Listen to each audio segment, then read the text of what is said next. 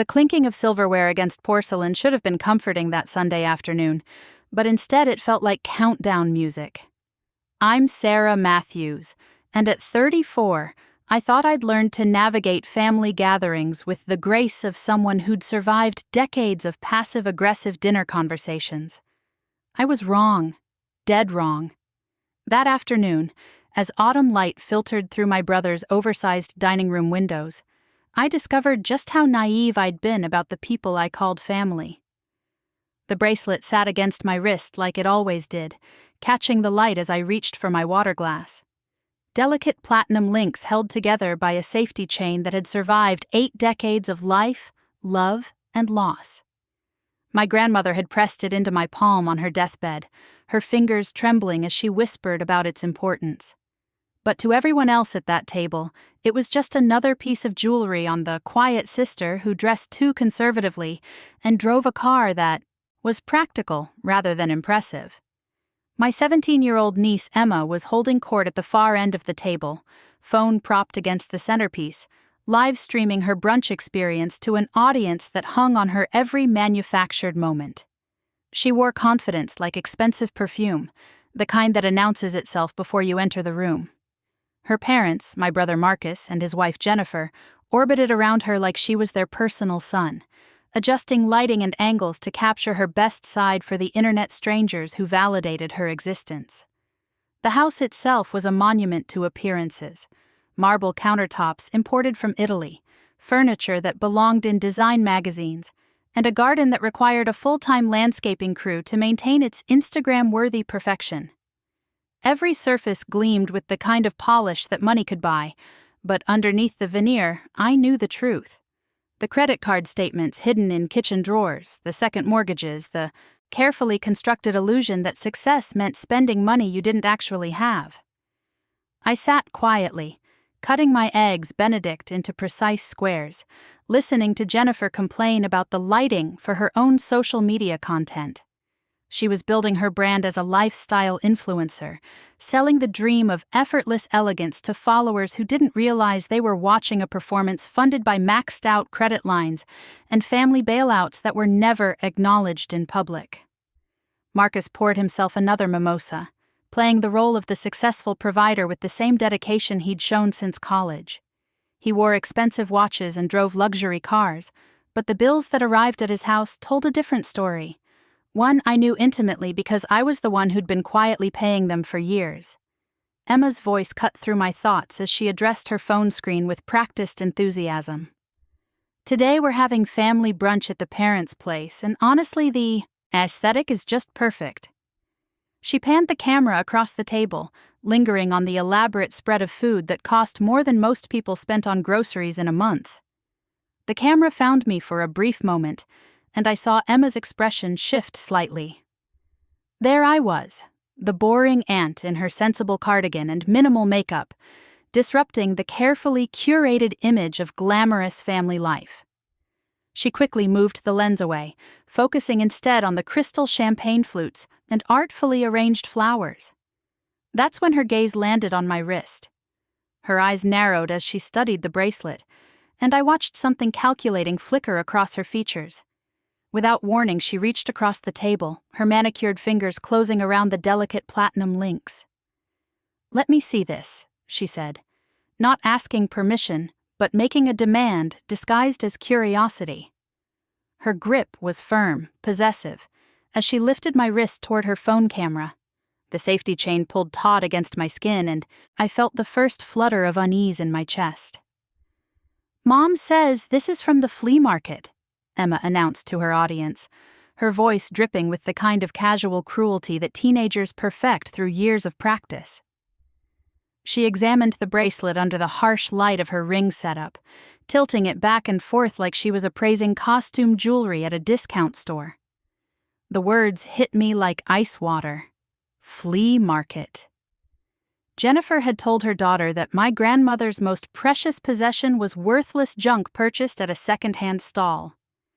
The insult wasn't just directed at me, it was aimed at 8 decades of family history, at a woman who'd survived the Great Depression and 2 world wars, at a legacy that Emma couldn't comprehend because she'd never been taught to value anything that couldn't be monetized for social media content. I tried to pull my hand back gently, but Emma's grip tightened.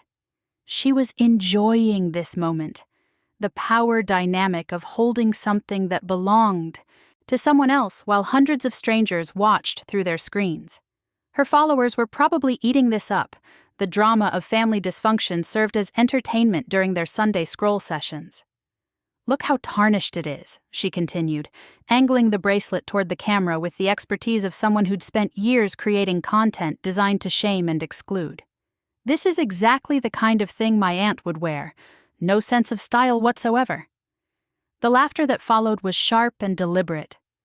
Jennifer giggled behind her hand, the sound hollow and performative. Marcus chuckled into his mimosa glass, playing along with his daughter's cruelty because contradicting her would disrupt the family harmony he desperately tried to maintain. They were all complicit in this moment, active participants in a ritual of humiliation that they'd probably forget by dessert. But I wouldn't forget. I couldn't forget. Because this wasn't just about a bracelet or a teenager's need for viral content. This was about respect, about the invisible contributions that kept their perfect world spinning, about the quiet sacrifices that funded their loud success. Emma tugged harder on the platinum links, trying to slide the bracelet off my wrist, without bothering to unclasp it properly. The safety chain, designed to prevent exactly this kind of rough handling, strained against the pressure. Metal has memory, and this particular metal had been crafted by artisans who understood that some things were meant to last forever. The sound when it snapped was smaller than you'd expect from something so devastating. A tiny ping, like a champagne cork or a camera shutter, followed by the musical cascade of precious metal hitting marble flooring. The safety chain that had protected this heirloom for 8 decades lay in pieces at my feet, victim to a teenager's casual violence and her parents' indifferent watching. Emma stared at the broken jewelry scattered across the expensive tiles, her phone still recording every second of the destruction. For just a moment, her confident mask slipped, and I saw something that might have been recognition of what she'd done. But it passed quickly, replaced by the defensive defiance that was her default response to consequences. "Oops," she said with a shrug that was meant to minimize the magnitude of her actions. It was already falling apart anyway. Probably just cheap plating over base metal. Nobody moved to help me gather the pieces. Jennifer continued adjusting her ring light, more concerned with the shadows on her face than the destruction at her feet. Marcus topped off his glass, his eyes focused anywhere except on the broken heirloom that represented decades of family history. They sat there in their expensive chairs, surrounded by their carefully curated lifestyle, completely oblivious to the fact that they'd just witnessed the shattering of something irreplaceable. I knelt on the cold marble, collecting fragments of platinum and memories, feeling the weight of every dollar I'd spent to maintain their illusion of success. The mortgage payments when Marcus lost his job, the business loan for Jennifer's boutique that failed within 6 months, the down payment on this showcase house that was listed as a gift so they could qualify for financing they couldn't actually afford. Have you ever felt the exact moment when love transforms into something harder, colder, more calculating? Share your thoughts in the comments below because what happened next changed everything. Let me know where you're watching from right now. I want to see who's part of our community today. As I held those broken pieces in my palm, I realized that Emma hadn't just destroyed a bracelet. She'd exposed the fundamental truth about our family dynamic. I wasn't their sister or aunt in any meaningful sense. I was their unpaid benefactor, their silent partner in a lifestyle they couldn't afford, their emergency fund, disguised as familial obligation. The clarity was brutal and liberating at the same time. For years, I'd told myself that my financial support was about love, about keeping the family together, about being the responsible one who fixed problems before they became disasters. But sitting on that marble floor, surrounded by the wreckage of something precious, I understood that I'd been enabling their disrespect, funding their arrogance, teaching them that my value lay entirely in my utility. Standing up with the broken bracelet cupped in my hands, I felt something shift inside my chest. Not anger exactly. Something colder and more permanent. The invisible chain that had kept me tethered to their dysfunction for 34 years didn't snap like the platinum safety chain. It simply dissolved, leaving me free in a way I'd never experienced before. I looked around the room at these people I'd spent decades supporting, protecting, and subsidizing. They were still performing their respective roles, still maintaining the elaborate fiction that their success was self-made, still completely unaware that the foundation of their perfect life was about to crumble. I walked toward the front door without a word, my footsteps silent on the polished hardwood floors that I'd helped refinance 3 years ago, when Marcus claimed the original mortgage was crushing them. Behind me, the performance continued. Emma was already back to her live stream, spinning the destruction into content about clumsy relatives and vintage jewelry that couldn't handle modern life. Nobody called after me. Nobody asked if I was okay. The sound of my car door closing was the most honest thing that had happened all afternoon. The drive home passed in a blur of suburban streets and traffic lights that seemed to change just for me. I didn't speed, didn't run red lights, didn't do anything that would suggest the magnitude of what had just shifted inside my chest. I drove with the precision of someone who'd just realized they were holding dynamite and the detonator at the same time. My apartment felt different when I walked through the door. The silence wasn't lonely anymore, it was expensive. It was the sound of money staying exactly where it belonged instead of disappearing into other people's emergencies and lifestyle choices. I set my keys on the counter next to a stack of unopened mail that I actually could afford to pay, made a cup of coffee, and sat down at my kitchen table with my laptop. The screen glowed to life, illuminating a space that was modest but entirely mine. No marble countertops or imported fixtures, just clean lines and furniture that would last decades instead of looking good in photographs. This was the life of someone who understood the difference between having money and spending money, between building wealth and performing wealth.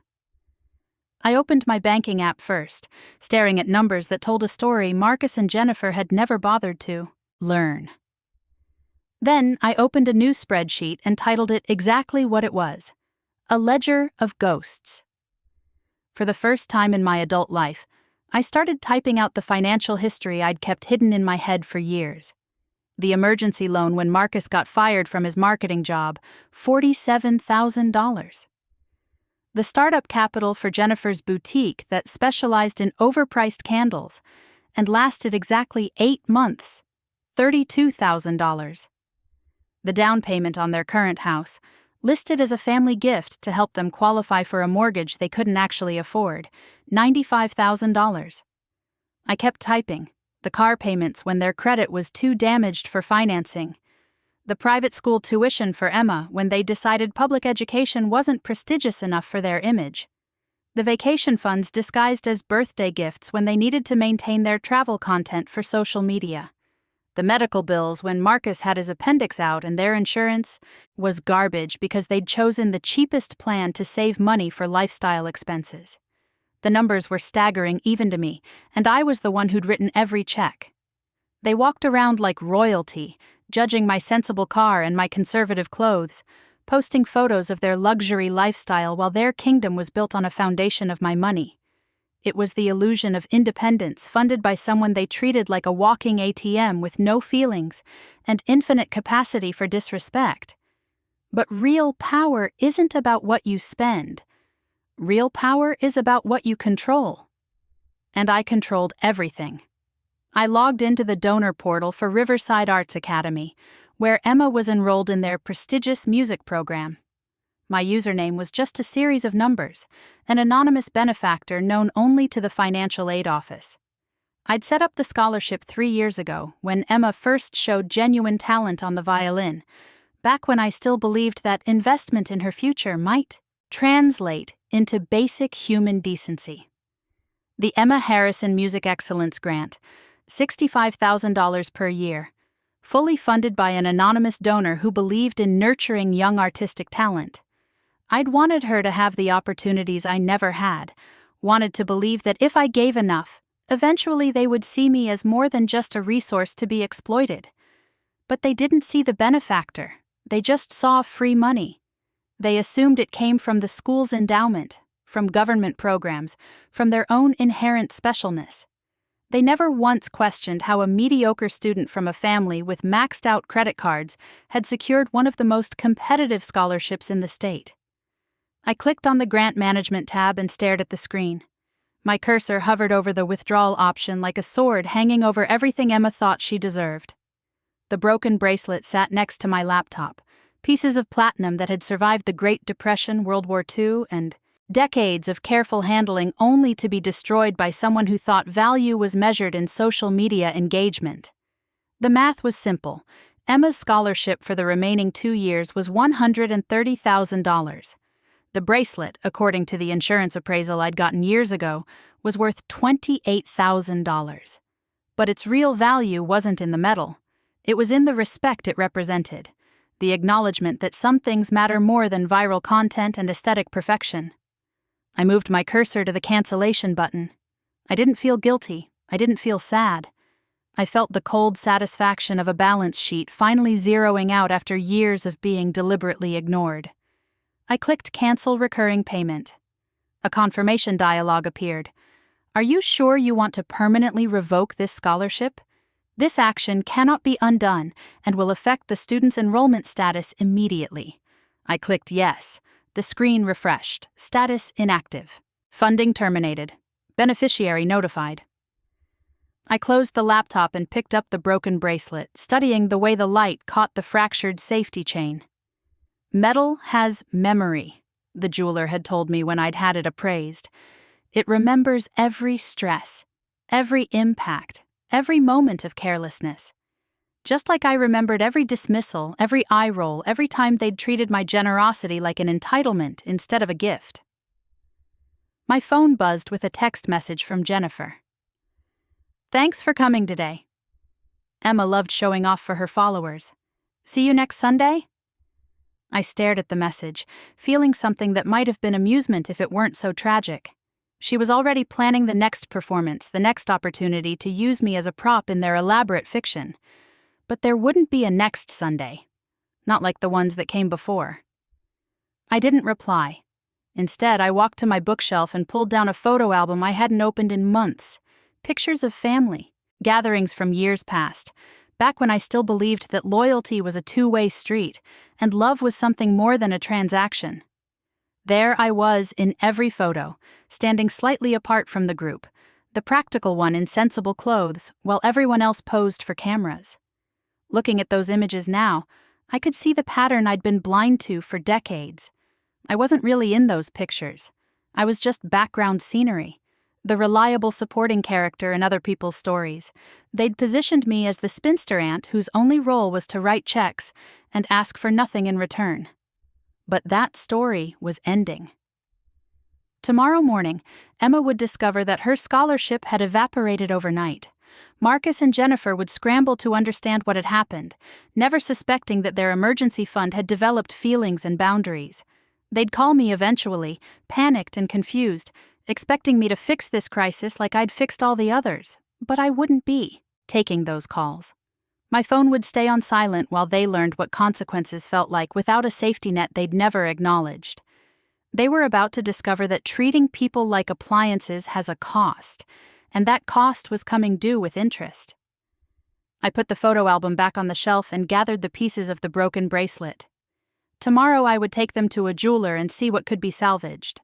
Some things, once broken, stay broken forever, but others can be repaired, made stronger in the places where they were damaged, transformed into something more beautiful because of their scars. The silence in my apartment wasn't waiting for permission anymore. It was peaceful. For the first time in my adult life, I wasn't listening for the phone to ring with someone else's emergency. I wasn't calculating how much of my paycheck would disappear into other people's poor choices. I was just sitting in my own space, surrounded by things I'd chosen and paid for with money that stayed exactly where I'd earned it. Outside my window, the sun was setting over a city full of people living beyond their means, performing success for audiences that would forget them by tomorrow. But inside my modest apartment, something real was finally beginning. The first crack in their perfect facade appeared exactly 18 hours later. I was sitting in my office at the Municipal Archives, cataloging a collection of 1940s correspondence, when my phone started buzzing against my desk. Jennifer's name flashed across the screen like a warning signal. I let it ring through to voicemail, then watched as 3 more calls came in rapid succession. The voicemail was pure panic disguised as confusion. "Sarah, something terrible has happened with Emma's scholarship. The school called this morning saying the funding was withdrawn. Can you believe the incompetence? We need you to call them and straighten this out. You know how to talk to these academic types, even in crisis." She was trying to delegate the cleanup to me. The audacity was breathtaking but no longer surprising. They'd spent so many years treating me like their personal assistant that Jennifer couldn't imagine a world where I wouldn't drop everything to solve their problems. My phone buzzed with a text from Marcus, "Emergency at the house. Can you come over? Emma is hysterical and Jennifer is having a breakdown. We need family right now. Family." The word felt hollow after yesterday's performance. I screenshot the message and saved it in a folder I labeled Evidence, then turned my phone face down and went back to my archival work. The 1940s letters were from soldiers to their wives, filled with genuine emotion and sacrifice. Real love looked nothing like the transaction-based relationship my brother's family had offered me for decades. By noon, the messages had escalated. Jennifer sent a voice memo that was mostly sobbing, punctuated by accusations about administrative errors and jealous competitors trying to sabotage Emma's future. Marcus left a rambling voicemail about how this was obviously a mistake, and surely I could fix it with one phone call to the right person. But it was Emma's message that revealed just how deep their delusion ran. "Aunt Sarah, Mom says you can get my scholarship back because you work with old documents and stuff. I need this fixed by tomorrow because I have a recital on Friday, and if I'm not enrolled, I can't perform. This is literally ruining my life. Not an apology for destroying something precious. Not acknowledgement of her behavior. Just another demand that I solve the consequences of her actions." She was 17 years old and had never learned that breaking things had permanent costs. I walked to the museum's restoration lab during my lunch break, carrying the broken bracelet in a small velvet pouch. Maria Santos, our head conservator, looked up from a Civil War-era photograph she was carefully cleaning. "What do we have here?" she asked, her voice soft with the reverence all good archivists shared for damaged history. I laid the pieces on her examination table under the bright conservation lights. Maria picked up her magnifying glass and studied the fractured platinum, her expression growing more serious as she examined the craftsmanship. "This is museum-quality work," she said quietly. "Art Deco period, probably 1940s. See these hand-engraved details? This was made by someone who understood that jewelry could be art." She looked up at me, concern creasing her forehead. "What happened to it? My niece broke it yesterday during a family dinner. She was trying to pull it off my wrist for her social media content and snapped the safety chain." Maria's face darkened. She'd spent her career rescuing historical artifacts from carelessness and ignorance. To her, every damaged piece represented a small tragedy, a link to the past severed by people who couldn't comprehend what they were destroying. "Can you restore it?" I asked. "I can repair the structural damage," she said, still studying the broken chain under her magnifying glass. "But this kind of violence leaves marks.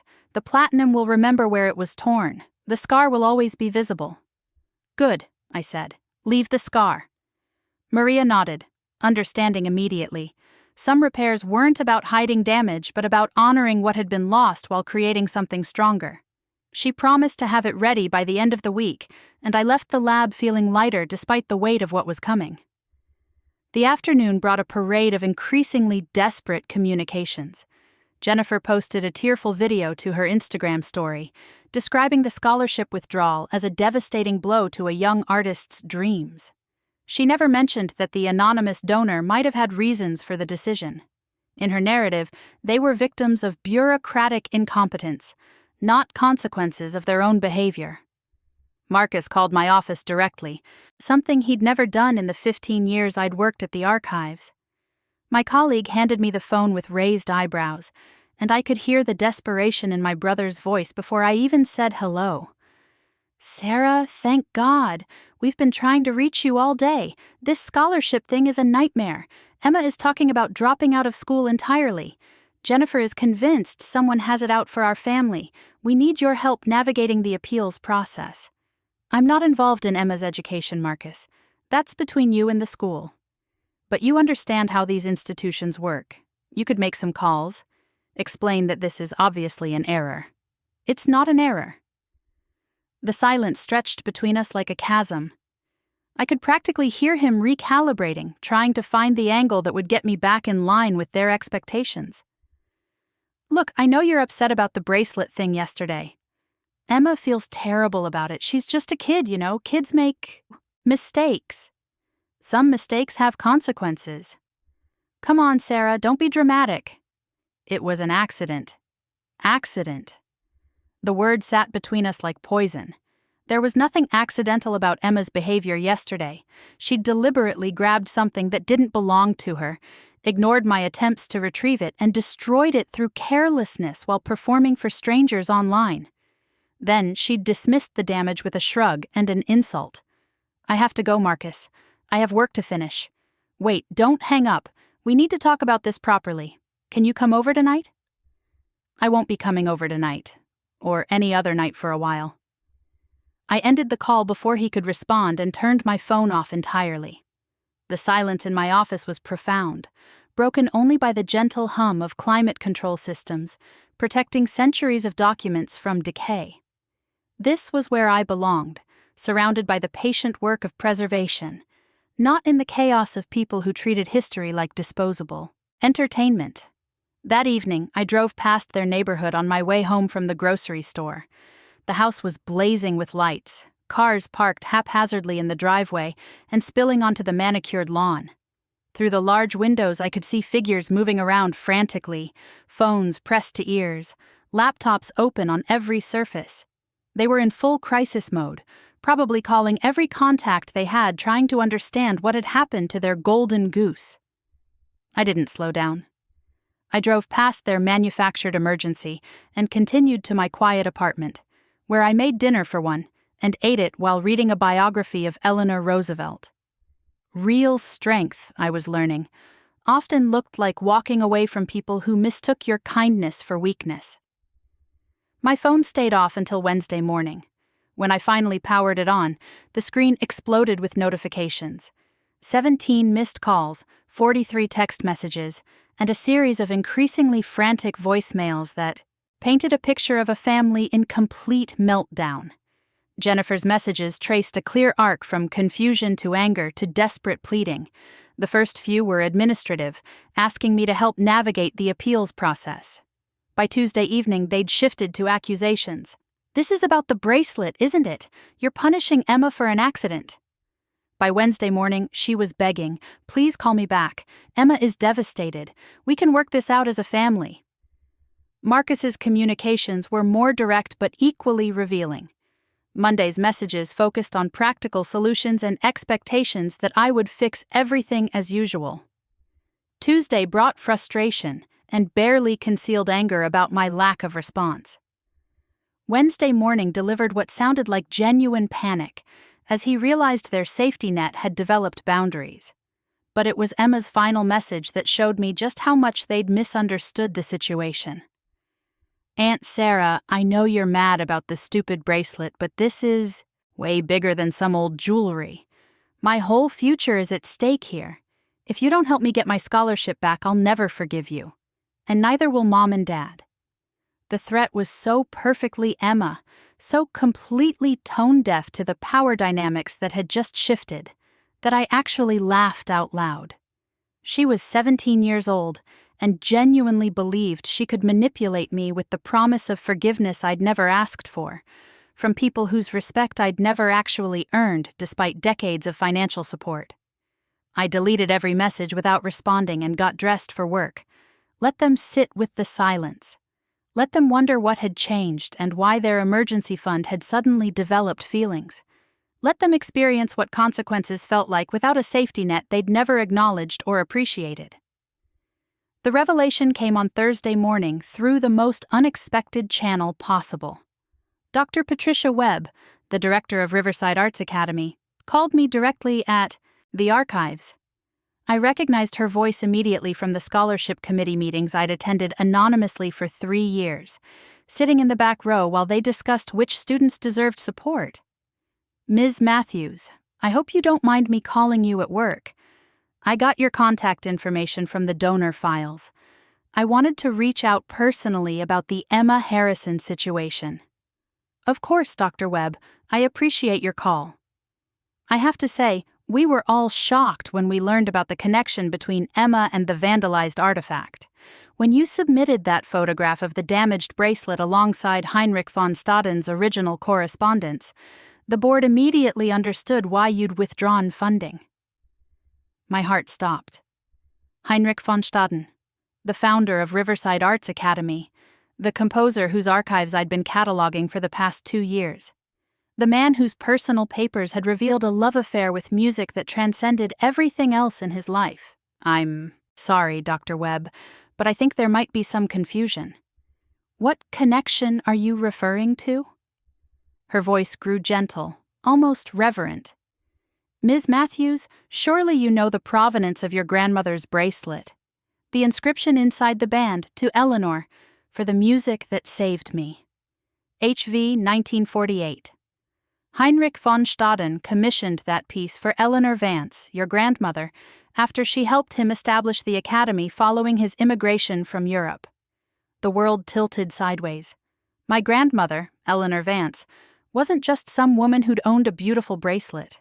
She was part of the foundation story of the very institution Emma had been desperate to attend. The bracelet wasn't just jewelry, it was a historical artifact directly connected to the school's founding. Dr. Webb continued, her voice thick with emotion. Your grandmother was von Staden's first patron in America. She provided the initial funding that allowed him to open the academy after the war. That bracelet represents the birth of everything we've built here. When we saw that Emma had destroyed it for social media content, well, the irony was devastating. The irony was perfect. Emma had broken a piece of history that directly connected to her dream school, had treated it like worthless junk, while begging for opportunities at an institution her own ancestor had helped create. She'd literally snapped the legacy that could have been her greatest advantage if she'd possessed even a shred of respect for what came before her. I understand completely why you withdrew the scholarship, Dr. Webb said.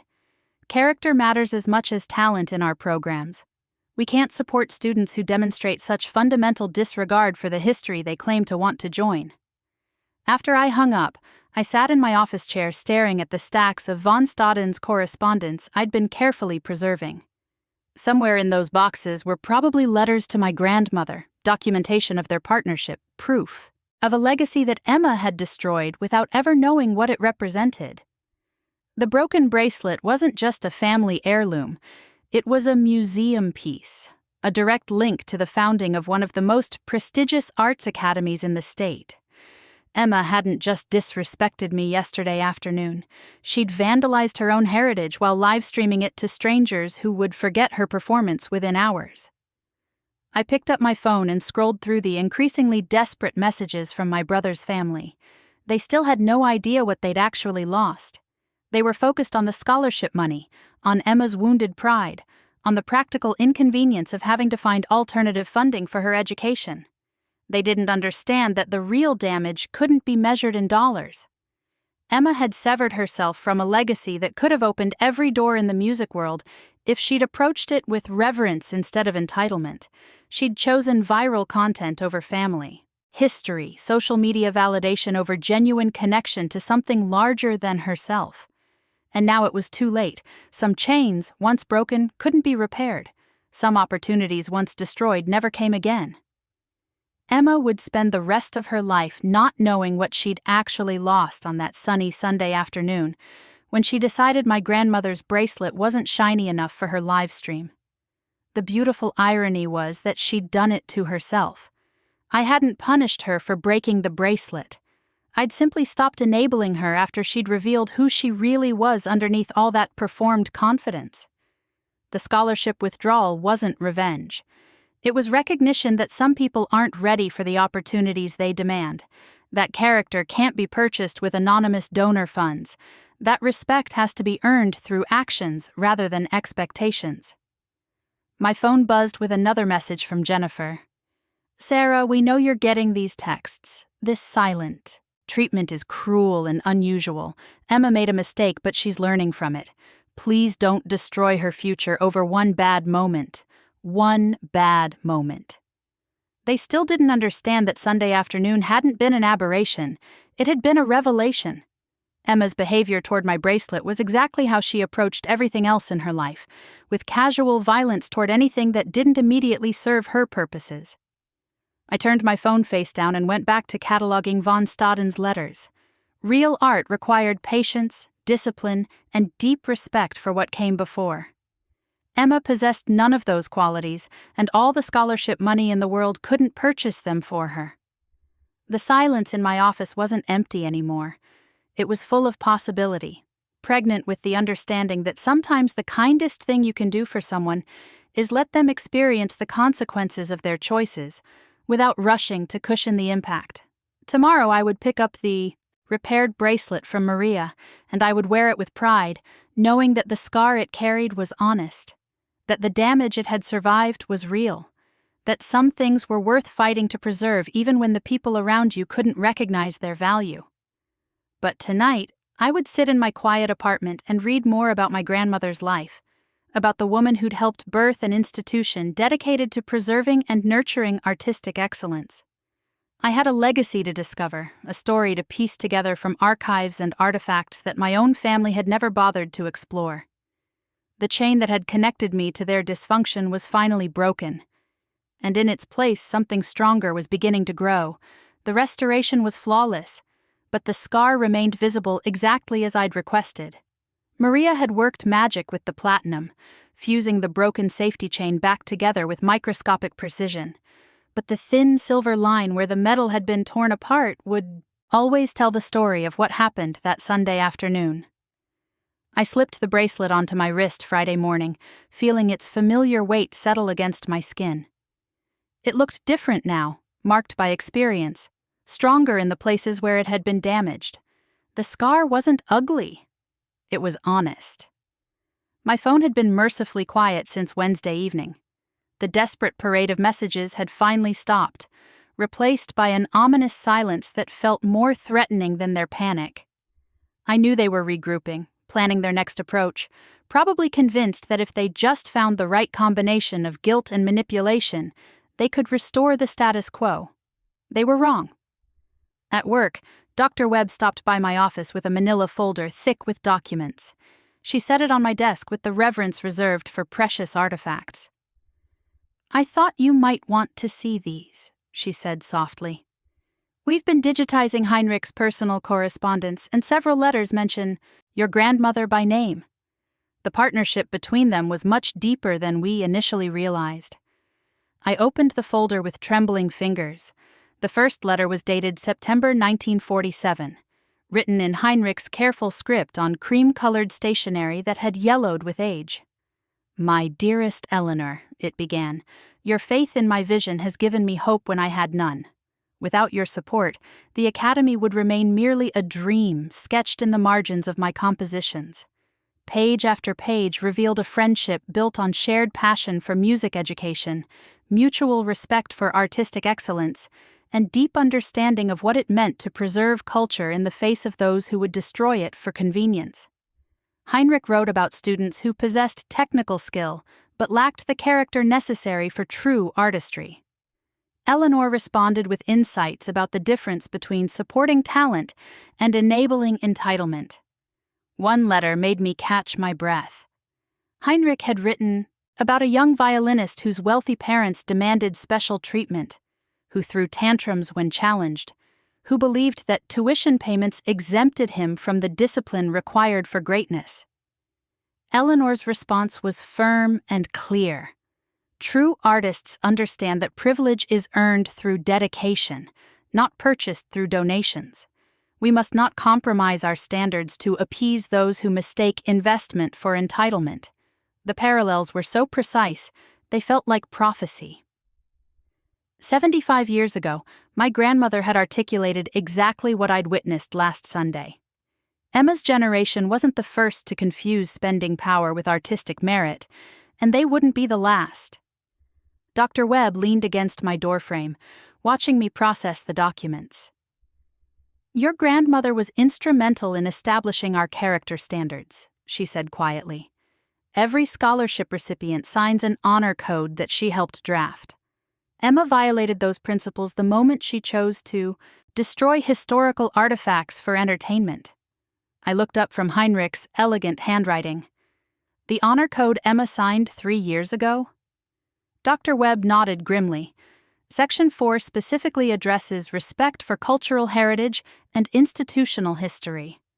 When she livestreamed the destruction of von Staden's gift to your grandmother, she didn't just break a bracelet. She violated the core values of everything we represent. The weight of that revelation settled over me like armor. This wasn't just about my hurt feelings or family dynamics. Emma had literally violated the terms of her scholarship by desecrating the very history that made her education possible. My decision to withdraw funding hadn't been emotional revenge. It had been institutional justice. The weekend passed quietly.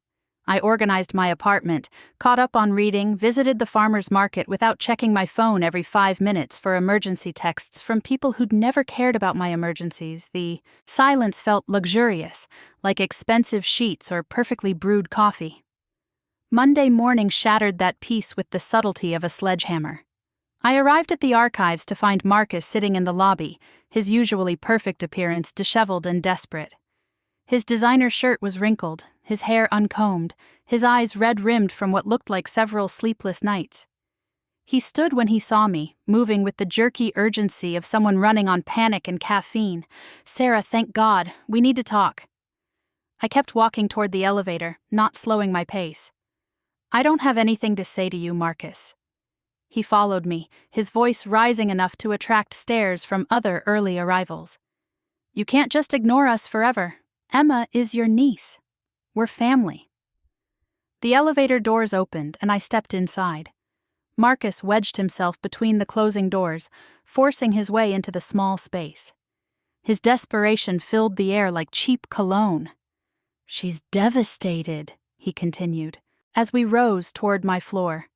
The scholarship was her whole future. She's talking about giving up music entirely. "Maybe she should," I said calmly. "Not everyone is cut out for it." His face flushed red. "How can you say that about your own niece? Because talent without character is worthless. Because artistic excellence requires discipline and respect. Because some people need to learn that their actions have consequences." The elevator dinged at my floor and I stepped out. Marcus grabbed my arm, his fingers digging into my cardigan with the same casual aggression Emma had shown toward my bracelet. "You're being cruel," he hissed. "This isn't about some stupid piece of jewelry. This is about Emma's dreams." I looked down at his hand gripping my arm, then met his eyes with the kind of cold clarity that only comes from finally seeing the truth about someone. "Take your hand off me." He released me immediately, but the damage was done. The physical aggression, the dismissal of something precious as stupid jewelry, the complete inability to understand why their behavior might have consequences. The apple hadn't fallen far from the tree. "That bracelet," I said quietly, "was commissioned by Heinrich von Staden for our grandmother in 1948. She helped found the very academy Emma was attending. The institution that gave Emma opportunities she never earned exists because Eleanor Vance believed in supporting true artists, not entitled children who destroy history for social media content." Marcus's mouth fell open. I could see him processing the information, finally understanding the magnitude of what his daughter had actually done. "You knew," he whispered. "You knew the connection and you never told us. Why would I? You never asked about family history. You never showed interest in anything that couldn't be monetized or photographed." Emma broke the founding artifact of her own school and called it flea market junk. That tells me everything I need to know about what you've taught her to value. I walked toward my office, leaving him standing in the hallway like a statue of regret. Behind me, I heard him call out one last desperate plea. "Sarah, please. She's just 17. She can change." I paused at my door, not turning around. Some lessons come too late to matter. Some bridges once burned can't be rebuilt.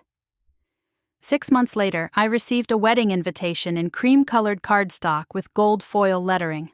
Marcus was remarrying, apparently having found someone willing to fund his lifestyle after Jennifer's influencer career collapsed under the weight of their financial reality.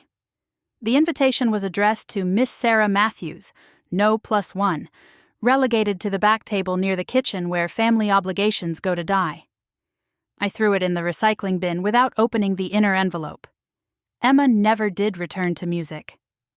Last I heard through mutual acquaintances, she was working retail at the mall, her violin gathering dust in a closet next to dreams that required more character than she'd ever been taught to develop. The scholarship I'd withdrawn was awarded to a quiet girl from the South Side who understood that opportunity was precious because it was rare. The bracelet sits on my wrist as I record this, its scar catching the afternoon light streaming through my apartment windows. Some people ask if I regret what I did, if cutting off family was worth protecting my peace. But here's what I learned that Sunday afternoon when platinum snapped under teenage entitlement. Respect isn't something you can buy with decades of financial support. Dignity isn't something you can earn by accepting disrespect. And sometimes the most loving thing you can do for someone is let them discover what their choices actually cost. The silence in my life isn't empty anymore. It's full of possibilities that belong entirely to me. And that, I've discovered, is worth more than all the family dinners in the world if you've ever had to choose between keeping the peace and keeping your self-respect. Drop a comment below. Sometimes the hardest conversations are the ones we have with ourselves about what we're willing to accept. And sometimes the sound of something precious breaking is really the sound of something stronger beginning.